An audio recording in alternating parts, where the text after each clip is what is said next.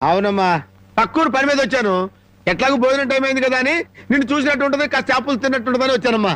చేపల పులుసా? చేప పులుసు కాకపోతే చింతకాయ పచ్చనమ్మా. నీ చేతితో ఏం చేసినా బ్రహ్మాండంగా ఉంటది. అది కాదు నువ్వు కూర్చోమ్మా, నాకేం కొత్త ఏంటి, నేను వెళ్ళి చూసుకుంటాను కదా.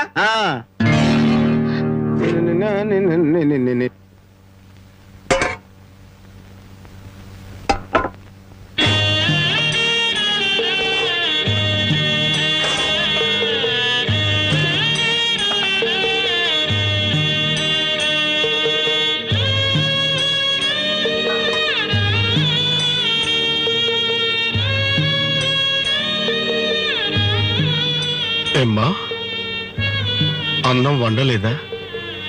వండటానికి ఏమీ లేదా?